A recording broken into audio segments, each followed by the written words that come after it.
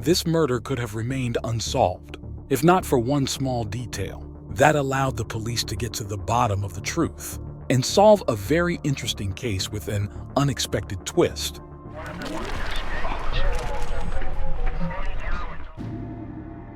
The story begins in England, in Devon, on July 28, 1996. Two fishermen, father and son, went fishing in the English Channel. On the way back, something they never expected to see came into their net. It was a human body.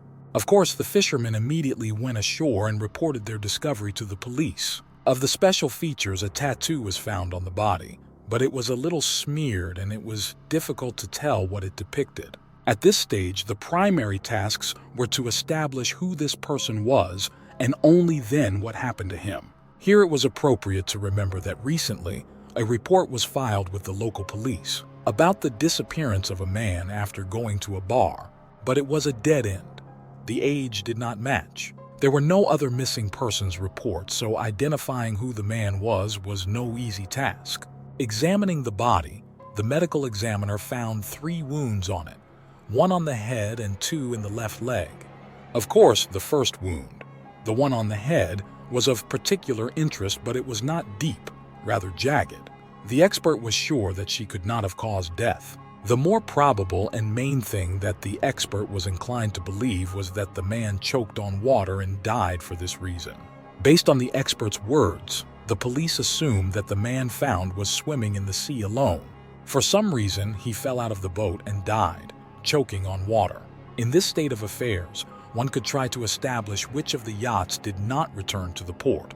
But no, all the yachts were in their places. So at this stage, the police have reached a dead end. The detective investigating the case decided to take a closer look at another key detail found on the man's body. We are talking about the watch of the deceased.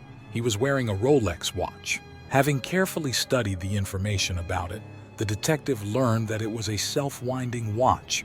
That is, a watch that automatically winds if a person periodically makes a movement with his hands. Otherwise, the clock stops after 2 days. Judging by the fact that the date on the watch was July 22nd, the approximate date of the man's death was July 20th. In addition, the watch provided another piece of information to the detective. As he found out, every Rolex watch has an engraving that can be used to determine who it was sold to. This particular watch had the numbers 154402. It was established that a watch with this number was purchased in 1967 in Germany by a man named Ronald Joseph Platt. Of course, after 30 years, the watch could easily change hands, but dentistry confirmed that Ronald Platt and the man who was caught at sea a few days ago are the same person. The last place of residence of Robert Platt, which was recorded in the databases, was the city of Chelmsford, located 5 hours' drive from the city where Platt's body was now located. Why did Platt die so far from home? This was another mystery in this case. Detective contacted a colleague in Chelmsford, the city where Platt allegedly lived, and asked him to check Platt's residential address. The house turned out to be empty.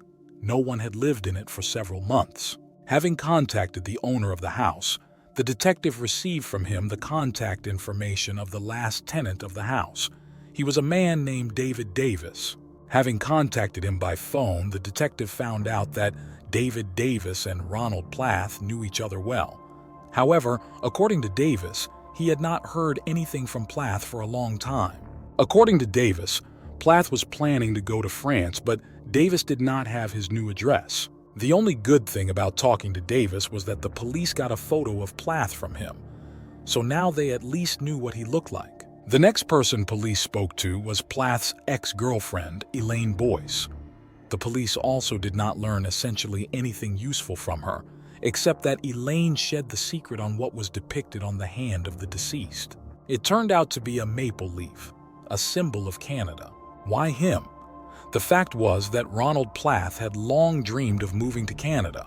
The story of his acquaintance with the previously mentioned David Davis was as follows. In 1991, David Davis checked into a hotel where Platt's girlfriend Elaine Boyce was then working as an administrator. Davis got into conversation with her. He was going to open a real estate agency in England. Elaine Boyce and Ronald Plath were his first hires. Elaine and Plath's job was to travel around England, looking for houses to buy and then relay this information to Davis. Within a couple of months of work, Plath became friends with Davis. Plath shared with Davis his dream of moving to Canada. And then one day for Christmas 1993, Davis gave Plath and his girlfriend Elaine a gift, namely tickets to Canada. It was very spontaneous for Plath and Elaine, but Davis convinced them that they should not put their dream on the back burner. And as a result, in February 1993, Plath and his girlfriend Elaine moved to Canada. However, there the couple began to have problems with work. Elaine quickly returned back to England and Plath remained to live in Canada. After that, Elaine didn't hear anything about him, but her story at least explained why the symbol of Canada was tattooed on Plath's hand. Well, at this stage, things have truly reached a dead end. Before Plath's death was officially ruled an accident, the detective needed to check with David Davis on a few things. But the problem was that the detective had lost Davis's phone number. So he asked his Chelmsford colleague to contact Davis again and ask for his phone number. To do this, the detective from Starkey needed to go to Davis's home, in the village of Little London in the suburbs of Chelmsford. The detective knocked on the door of the house he believed to be correct, but was mistaken. And this accident became the key in this matter. An elderly couple lived in the house where the detective knocked. The detective told them that he was looking for the fourth house because he needed David Davis, to which he heard a stunning answer. Davis's neighbors told him that no, he was mistaken. The man who lives in the fourth house is not called David Davis, but Ronald Plath. He lives there with his family, his young wife and 2 daughters, one of whom is 2 years old and the second is 10 months old. However, just a couple of days ago, as often happens, they left for the neighboring city of York and should return in 2 days. Why David Davis disguises himself under the name of the deceased Ronald Plath, and how long he has been doing this. These 2 questions were the latest mysteries that the police had yet to solve. Even more suspicion was aroused by the detective's repeated conversation with the ex-girlfriend of the deceased Plath. She said that after she was told that Plath had been found dead, she contacted David Davis. She asked if he knew that Plath had died, to which he responded with surprise. No. Considering that by this time he had already managed to visit the police, he obviously lied. All this led to the arrest of David Davis on October 31, 1996. When arrested, 2 identification cards were found in the man's pockets, one in the name of David Davis, the second in the name of Ronald Plath. This was suspicious, but it did not prove his involvement in Plath's murder.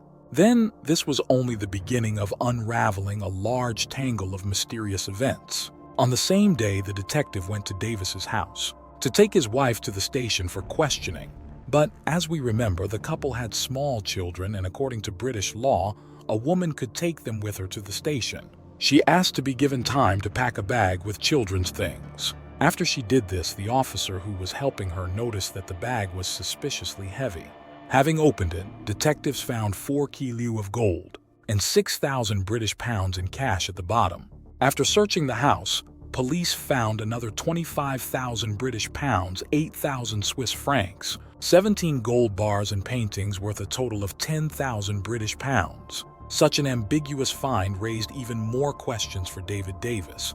Where did he get so much gold, expensive paintings, money, and how is he connected with the death of Ronald Plath? At this stage, David Davis went completely defensive. He refused to voluntarily communicate with the police, so there was no hope of getting any information from him. In addition to the above of what was of interest in Davis's apartment, multiple photographs were found, some of which showed Davis on a yacht called Lady Jane. It was possible to establish that this yacht belongs to him. Then, after conducting a search on the yacht, the police found a tuft of male hair, which, as it later turned out, belonged to the deceased Ronald Plath. Detectives returned to the fisherman who recovered the body, who reported that they had also recovered a small anchor along with the body, but for some reason did not turn it over to police. The anchor was then handed over to forensic experts, and they noticed that 2 wounds on the leg of Plath's corpse perfectly matched the protruding surfaces of the anchor, as if the anchor had been stuffed under the belt of a drowned person. The belt itself on the inside had a characteristic abrasion in one place. the analysis of which showed the presence of zinc. The anchor that was mentioned had a zinc coating. Thus, a picture emerged, as if Ronald Plath had received a blow to the head, lost consciousness, after which someone put an anchor under his belt and threw him into the water. Even more evidence was added by data from the yacht's GPS system. They showed that on July 20th, the day Ronald allegedly died, Davis's yacht Lady Jane was exactly in the place where Plath's body was caught. And this, let me remind you, is approximately 400 kilometers from Davis's own home. But that's not all. The main thing was only ahead. Judging by the documents found in Davis's house, he was an American. Believing that this was indeed the case, the police sent his fingerprints to Interpol, and this was another sharp turn in the case. The man whom the police arrested as David Davis turned out to actually be Canadian Albert Walker, and he had long been on the list Interpol's most wanted people. His story was that he lived in Ontario, Canada, with his family, his wife Barbara, and 3 children. He owned an investment company and disappeared in December 1990, taking with him $3 million from investors. But not only that, in addition to Albert himself, his eldest daughter, at that time 15-year-old Sheena, also disappeared with him. Then Albert Walker became David Davis.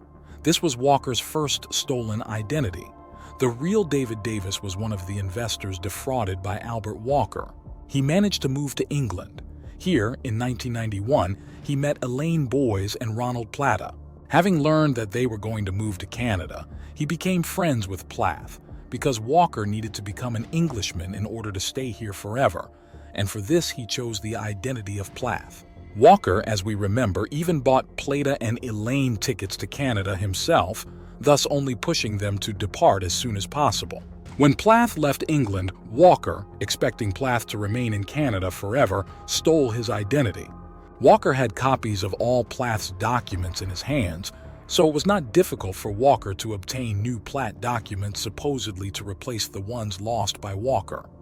Then, in 1996, the real Plath finally returned back to England. For Walker, who now lived with his documents, Plath became a threat because his scheme to appropriate Plath's identity could easily be revealed. As a result, Walker invited his friend Plath on a boat trip, sailed a decent distance from the shore. Walker hit him on the head, then hooked the anchor onto Plath's belt and threw him over the side of the yacht. This could have been the perfect crime that would never have been solved if not for 2 seemingly small things. The first is the watch on Plath's hand, which made it possible to establish the date of death and the name of the found corpse. And the second is an accident when the detective mixed up the houses and accidentally learned from the neighbors that the man he knew as David Davis was posing as Ronald Plath. However, even this is not the end of the story. As we remember, Walker took with him his eldest daughter, then 15-year-old Sheena, when escaping from Canada. So where is she in this story? In fact, Walker's wife was his daughter, the daughter who bore him 2 children. As a result, the trial of Albert Walker took place in 1998. By this time, his daughter and wife Sheena had been living in Canada with her mother for 2 years. In addition to all the above facts in favor of Walker's guilt, Sheena said during her testimony that on July 20th, 1996, the day Plath was killed, Walker actually went to sea on a yacht and spent a lot of time there. Thus, Sheena was unable to provide an alibi for Walker. On April 27, 1998, Albert Walker was found guilty of the murder of Ronald Plath and was sentenced to life in prison. Thank you for your attention. Subscribe to the channel and click on the bell so as not to miss new videos.